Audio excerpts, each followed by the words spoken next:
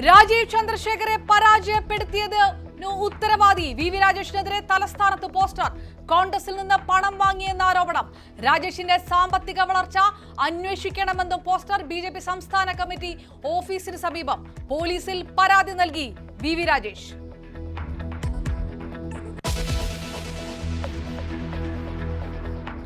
ഇഡിയുടെ clean ചിറ്റിൽ തീരില്ല.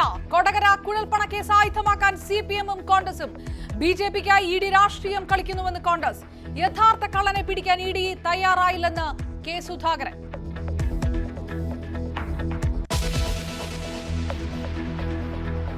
ആശമാരുടെ നിരാഹാര സമരം 7ാം ദിനം. ആരോഗ്യനിലയിൽ ആശങ്ക. ക്ഷീണം കൊണ്ട് സംസാരിക്കാൻ വയ്യ. എനിക്ക് സംസാരിക്കാൻ വയ്യ. ആശാ സമരത്തെ വീണ്ടും തള്ളി INTUC. സമരത്തിന് നേതൃത്വം നൽകുന്നത് SUCA എന്നതിന് തെളിവുണ്ടെന്ന് സംസ്ഥാന പ്രസിഡന്റ് ആർ ചന്ദ്രശേഖരൻ ന്യൂസ് 18നോട്.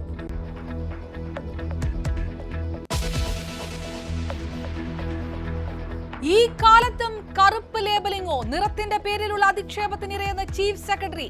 പ്രവർത്തനം തന്നെ പോലെ കറുത്തതെന്ന് പറഞ്ഞ വ്യക്തിക്കുള്ള മറുപടിയായി ശാരദാ മുരളീധരന്റെ ഫേസ്ബുക്ക് പോസ്റ്റ്.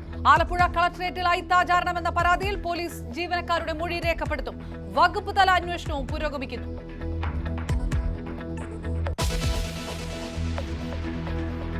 SSLC+2 പരീക്ഷകൾ ഇന്ന് അവസാനിക്കും. ആഘോഷങ്ങൾക്ക് വിലക്കുമായി വിദ്യാഭ്യാസ വകുപ്പ്.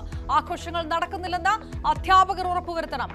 വേണമെങ്കിൽ പോലീസിന്റെ സഹായം തേടാനും നിർദ്ദേശം.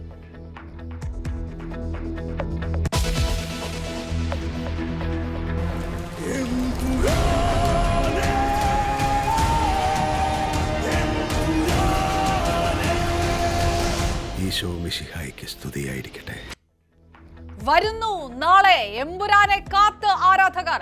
ബ്രഹ്മാണ്ഡ റിലീസ് സിനിമ ഇൻഡസ്ട്രിക്ക് ശക്തിയാകുമോ?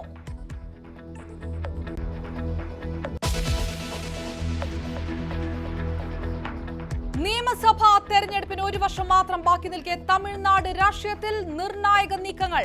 എടപ്പാടി പളനിസ്വാമി അമിത്ഷായുമായി ഡൽഹിയിൽ കൂടിക്കാഴ്ച നടത്തി. NDA അധികാരത്തിൽ വരുമെന്ന് അമിത്ഷാ.